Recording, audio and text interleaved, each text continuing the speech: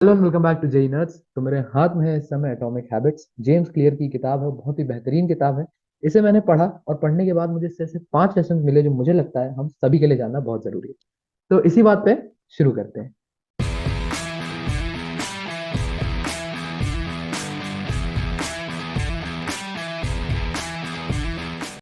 Lesson number 1, tiny changes remarkable results. कोई भी बड़ी सक्सेस या बड़ी चीज एक दिन में हासिल नहीं होती। अगर तुम्हें अपने से प्रॉब्लम है कि मैं लंबी सिटिंग में पढ़ाई करने नहीं बैठ पा रहा या मैं कोई काम नहीं कर पा रहा, तो वो एक दिन में नहीं होगा। धीमे धीमे चेंजेस करने पड़ेंगे और फिर वो चेंजेस रियलाइज होंगे एक बड़े रिजल्ट में। जैसे अगर तुम्हें लग रहा है कि यार मैं 5-6 घंटे लगातार नहीं पढ़ पाता, तो एक दिन ऐसा नहीं होगा कि तुम उठ जाओगे और 5-6 घंटे लगातार पढ़ लोगे। तुम्हें धीमे से स्टार्ट करना पड़ेगा। एक दिन आधा घंटे की सिटिंग लगाओ, फिर अगले दिन 1 घंटे की सिटिंग लगाओ, फिर 1.5 घंटा बैठो, फिर 2 घंटा बैठो, फिर 2.5 घंटा बैठो। ऐसे बढ़ते बढ़ते वो तुम जो 5-6 घंटे का एक गोल देख रहे हो उसको अचीव कर पाओगे। तो small changes, significant improvements. Lesson number 2, what does success exactly look like. क्या होता है, अधिकतम लोगों को लगता है कि सक्सेस का ग्राफ कुछ इस तरह जाता है, लीनियरली। जितना ज्यादा टाइम लगाएंगे उतने ज्यादा रिजल्ट्स मिलेंगे। बट असलियत में ग्राफ कुछ इस तरह जाता है। तुम आगे जाके सेमीकंडक्टर्स का चैप्टर पढ़ोगे ना, तो ये डायोड के ग्राफ की तरह होता है। इस रीजन को वैली ऑफ डिसअपॉइंटमेंट कहा है जेम्स क्लियर ने। वैली ऑफ डिसअपॉइंटमेंट इसलिए क्योंकि अधिकतम लोग जहाँ गिव अप करते हैं ना, वो ये कि यार इतना ज्यादा टाइम लगाते जा रहे हैं बट कुछ रिजल्ट ही नहीं है, कहीं हम गलत तो नहीं कर रहे, कहीं हम हो सकता है इसके लिए बने ही ना हो, और वो यहाँ पे आके कर देते हैं गिव अप। जो यहाँ पे गिव अप कर देगा ना, वो ये सक्सेस का जो एक्सपोनेंशियल फेज है वो नहीं देख पाएगा। तो कोई बात नहीं अगर तुम्हें शुरुआत में रिजल्ट्स नहीं दिख रहे, कोई बात नहीं अगर तुम्हें बार बार डिसअपॉइंटमेंट हो रही है या हताशा हो रही है, करते रहो काम। एक दिन ये सक्सेस वाला फेस जरूर देखोगे। घबराहट, डिमोटिवेशन सब देखते हैं, बट पेशेंस के साथ बने रहता है जो, वो सक्सीड होता है। Lesson number 3, be specific with yourself. ये जेई के प्रिपरेशन के बच्चों के साथ साथ दूसरे लोगों के लिए भी, मतलब जो एग्जाम पास कर चुके हैं, जो कॉलेज में अभी या जो जॉब्स वगैरह में, उनके लिए भी बहुत कम आएगा। I'm gonna study tomorrow या I'm gonna complete this task tomorrow doesn't work. ये काम नहीं करता है। I'm gonna study this according to this time table, finish all this by this week. Be specific, अपने goals set करके चलोगे तो जब तुम अगले दिन सुबह उठोगे तो तुम्हें पता होगा कि तुम्हें क्या करना है।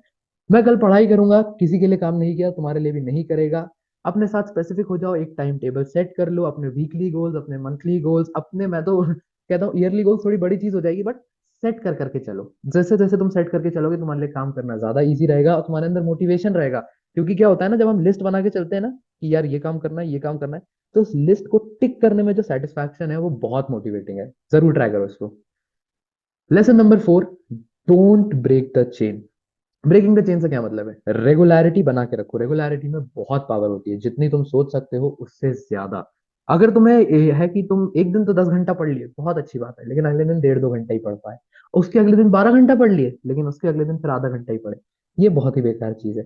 तुम कोई बात नहीं, रोज अगर 10 घंटा नहीं पढ़ रहे हो, 8 घंटा पढ़ो, लेकिन नियम से पढ़ो कि मैं रोज 8 घंटा पढ़ रहा हूँ।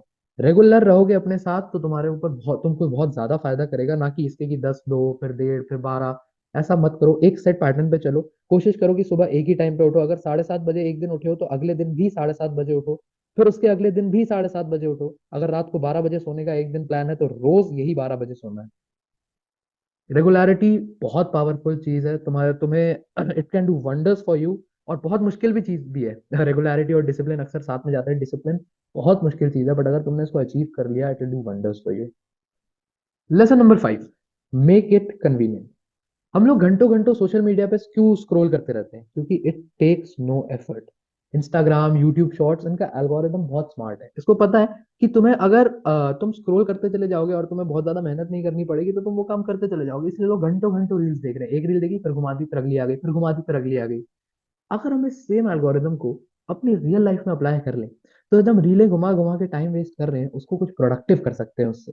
इसको कैसे करें अपनी रियल लाइफ में apply? Arrange your task in a certain way that you don't have to make efforts unnecessarily. अगर तुम्हें अगले दिन सुबह उठ के पढ़ना है, तो पिछले दिन अपने टेबल पे उस टॉपिक की, उस सब्जेक्ट की किताबें सेट रखो। अपने पेन पेंसिल रेडी करके छोड़ो सुबह के लिए।